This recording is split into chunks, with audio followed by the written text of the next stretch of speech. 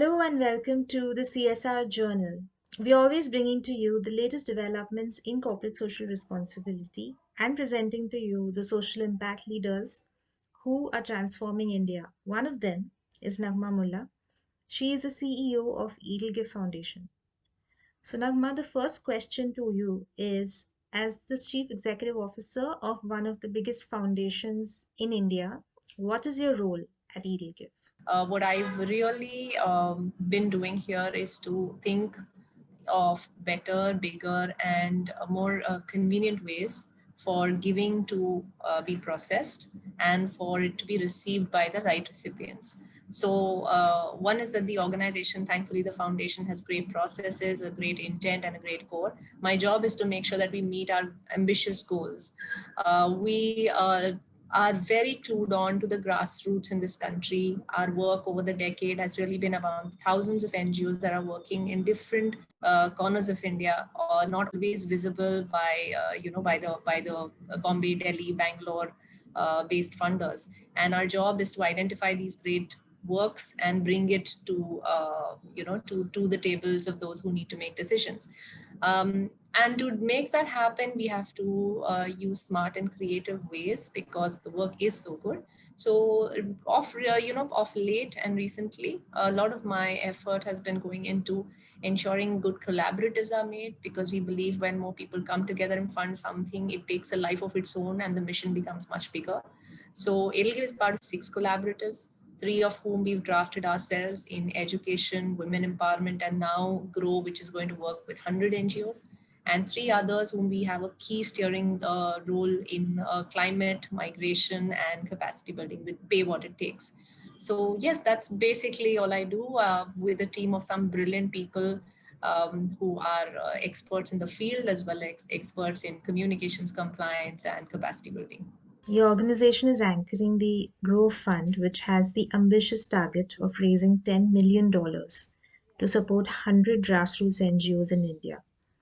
So, what was the selection criteria for the NGOs, and who are the philanthropists behind this collaborative? The magnitude of what happened in COVID to people of this country, and the way the social sector responded. See, in the first 1 week itself of the starvation related news coming and the migrants walk, NGOs from across the country had mobilized, turned their systems around, and were really ensuring delivery mechanisms happened, and the food and relief and everything was reaching the last mile.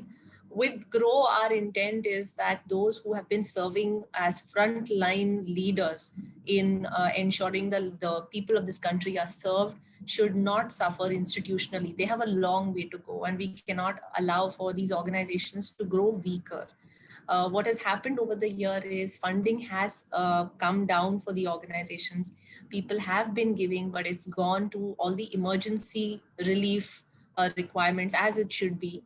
But these NGOs have gone weaker. Their teams have suffered. There has been, staff has left, people are ill, and regular programs have suffered.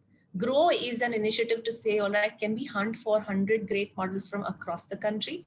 And can, as funders, we all come together and support them to manage their core costs? This is a sector agnostic fund. So our only thing is that these organizations should be small and medium sized, not large sized, and they should have been dedicated to serving the requirement of their community. And of course, there should be a very strong compliance lens to it. And we are hoping to identify them by December, and then Grow will roll for a 2-year grant for each one of them. When we had started this project, we'd kept this target of 10 million for 100 NGOs. We've actually upped the target for ourselves. We are really looking to raise 100 crores for the next 2 years, so that we not only help these organizations get a grant, but also help build some very strong capabilities within themselves on HR, technology, and financial management. So, now that you're looking to raise 100 crores, it turns out the Grow Fund is more ambitious than was originally planned. Yes, we started there. That time itself, it was supposed to be ambitious, but then we saw that the universe was responding to us very, very, encouragingly. Funders such as Rohini Nilekani Philanthropies, Amit Chandra Foundation, even the foreign international foundations, they all rallied behind the thought that yes, the sector needs this kind of support. So we were hugely encouraged. Second, that we saw is that that wherever we would speak in the grassroots about it, there was so much of enthusiasm. So it was not really about whether I will get a grant or not, but it was really like the work of the grassroots is being recognized. And I think the top ambition of this fund is that can we, place the give the mic and also place the spotlight where it really needs, which is those hundreds of NGOs that actually have been serving this country for years, and especially over the last year. So that's so we are very excited by how everybody has responded, and it's become even more ambitious over the last 3 months. In that sense, EdelGive seems to believe in working in solidarity with other players. Is that why you're so deeply involved with so many philanthropic collaboratives? We cannot be, no one institution or individual can be good at everything. We all have our strengths. Different foundations, different grassroots have their strength, and the problems that we are trying to combat, whether it's education or whether gender parity or whether it's climate change or anything, these problems are have been perpetuated over the last many decades and sometimes centuries. And if we have any chance to mitigate or to combat it, we have to join forces together.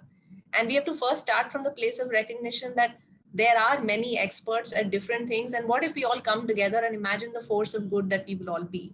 So the basic premise is that, and that's how collaboratives, like 6 collaboratives is a lot, but being part of them has just enriched us and our ability to see beyond what is really our core competence. So we've been very excited by how collaboratives have shaped our knowledge as well as shown us a world that is much beyond what we would have otherwise known. Coming to COVID 19, it brought to light the gaps that already existed between CSR donors, individual donors, and NGOs, which is a vast but disorganized pool in India.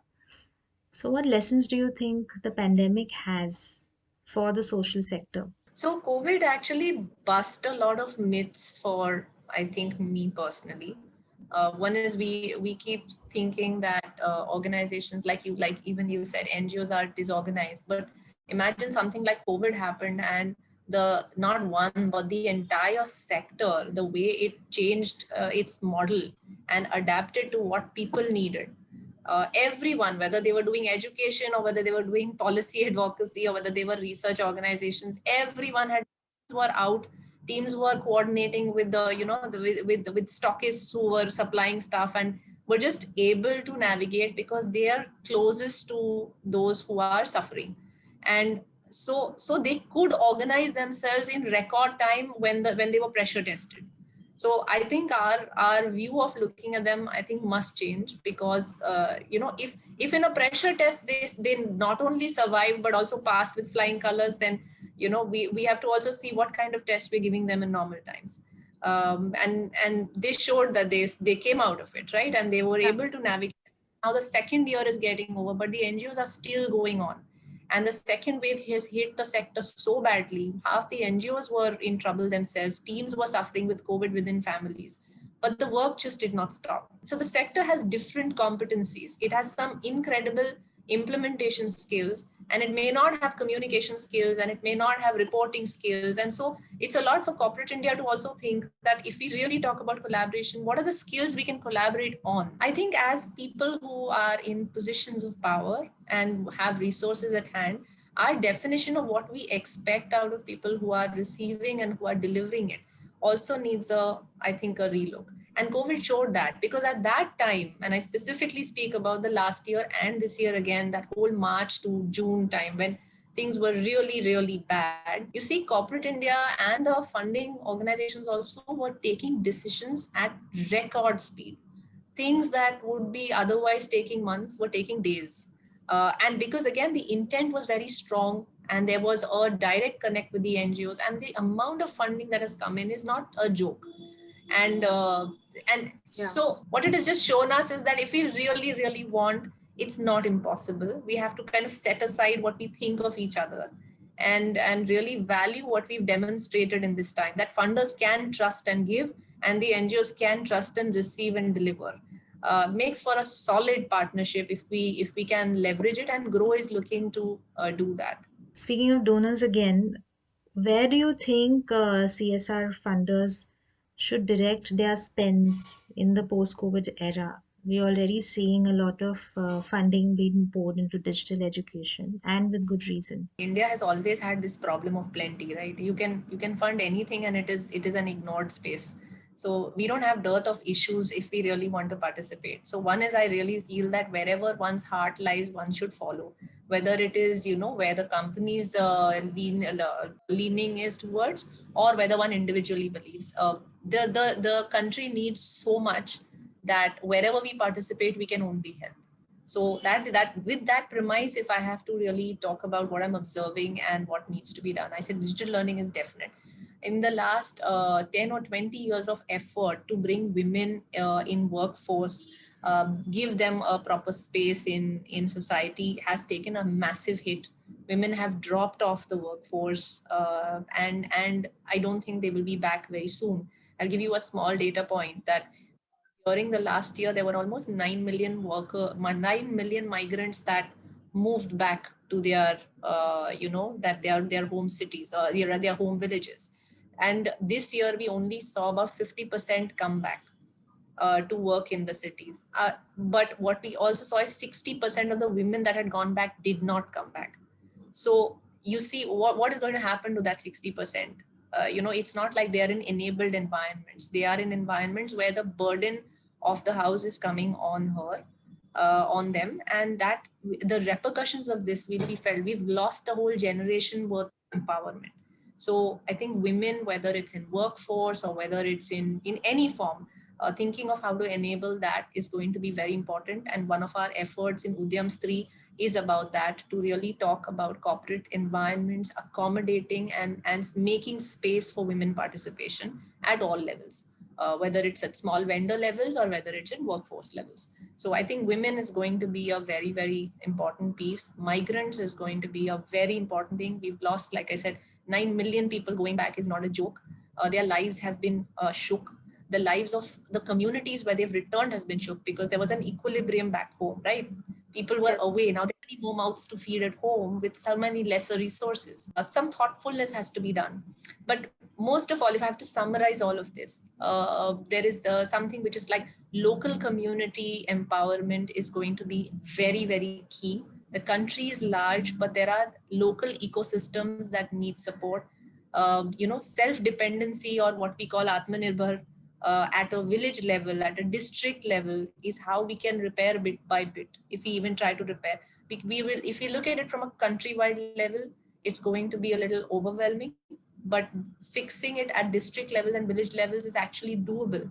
Again, that's why Grow focuses on looking at those who are working at that level. The philanthropic collaboratives that you spoke about earlier already aligning with SDG 17, which is partnerships. So, how does EdelGive plan to achieve the other sustainable development goals in India? I'm going to sound a little cynical here. I believe SDGs are fantastic. They bring the world together. But I believe India has to first draft its own plan and then match it with SDGs. So I'll full disclosure right up front that our way of looking at the problems of this country are really from the grassroots. So our mapping exercise happens last. We have never really said, okay, we adopt SDG 17 and so with partnership and let's go out. So mapping exercise happened last, and we are delighted that I think out of all of them, I think 6-7 SDG goals to hum यूं ही कर रहे हैं. It happens. But the fact is, what we place, if you are asking me what we place as priority when we do our work, one Yes. is that the solution has to be serving the people. Okay. Wrong solutions by well-meaning people are very common, not just here, but in every possible the industry, right? Personally have gained experience in three kinds of work. One is education, where we've learned that, again, we are not really all about state schools or private schools. We're about schools that serve communities. Okay, and our largest piece of work, which is the education collaborative, is with the state government, because they're saying, can we repair or can we help with improving the education infrastructure to do better? But that is how we've looked at it. Similarly, on women related work, we've got 15 excellent projects across the country, and one works in Kolkata and one works in Rajasthan. Same project but different lens, because the communities there need a different solution. Congratulations on the success of your philanthropic collaboratives. And thank you for your time and for giving people a better quality of life. No, thank you. Thank you for some really astute questions. Thank you.